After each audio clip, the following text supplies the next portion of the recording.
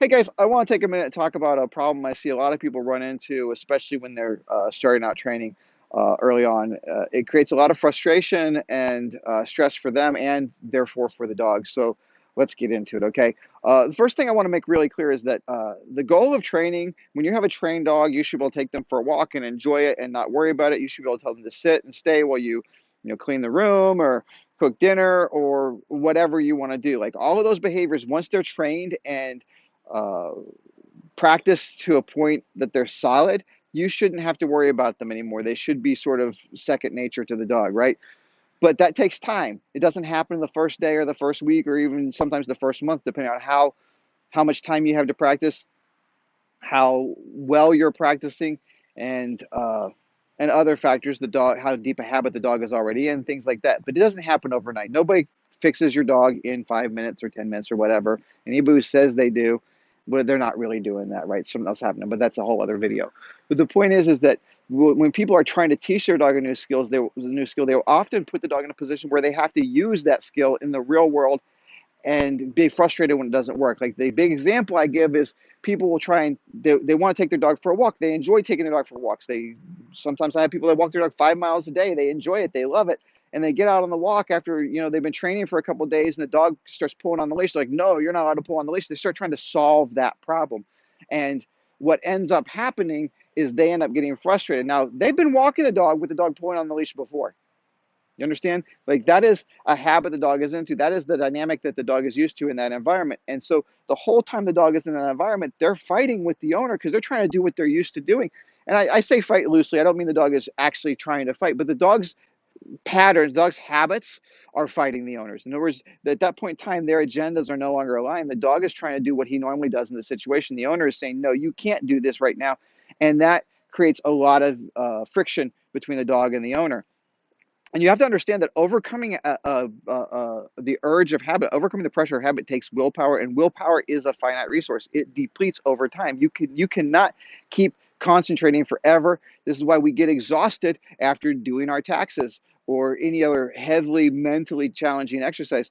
We will get exhausted. So does the dog. Overriding impulse is a huge drain on energy. So if the dog's habit is I want to run forward, I want to charge, I want to pull on the leash, I want to run ahead, and you're asking them for mile after mile to override that habit, they will get exhausted. They will start to make more mistakes, and you will get more frustrated if your goal is to complete the walk. If, however, you're taking your dog out for a concentrated training session and your goal is, I want to work with my dog on this skill right now, I want to work with my dog on leash pulling. Now you're more aware of the dog.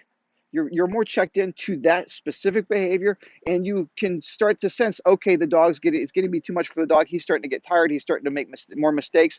He did good for a while. Now he's starting to flag. We're starting to see some problems. Let's take him out. Let's give him a break. Let's go do something else, or let's put him away for a little bit.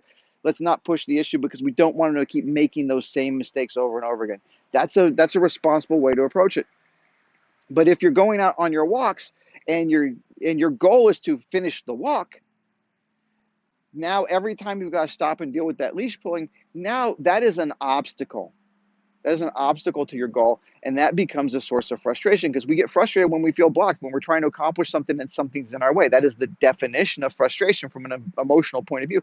So when we start to get the dog, try to go on that walk with the dog, and he is pulling, and we go, no, I don't want you to pull. Now that rule that you've made for that walk is conflicting with your goal to complete the walk. Like I said, once the dog is trained, take the time to train the dog to walk nicely, and you can walk him anywhere, right? So how do we solve the problem? How do we keep this from happening? Well, one of the things I like to do, and I got this idea from my friend Jay Jack, a very good trainer. Check out his stuff on YouTube and online or whatever. Jay, well, he suggests people buy a harness. Like, put your dog on a harness, put a harness on a dog before you walk, and go out, do some obedience for a while.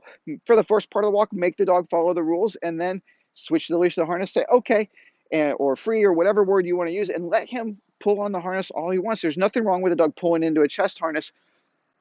Um, it's nothing that's going to hurt our training because with some dogs, maybe we want to even do weight pull with them. And so pulling into a harness is actually a good thing for them. But you let them do the obedience for a while. And then when you feel like they've had enough or you've had enough, you just want to finish your walk, switch the leash to the harness and let them do their thing. And as you do this, you can increase the time that they can walk without fighting you. So the point is try not to do double duty. If you're training your dog, train the dog, right? Make that your focus, and you can do setups, and you can move away from the house. You can train your dog on the hiking trail if you want, but just be sure that you understand that there's a limit to how long that dog is going to be able to concentrate in that environment, and you're going to need to either a cut that, shorten the walk so you don't get past that point, or give them the ability to walk as they are used to walking in that environment, right? After a while, that pressure is going to be too much. They're going to run out of the biological resources necessary to maintain that focus, right? So that's it for now, guys. Thanks for watching. We'll see you next time.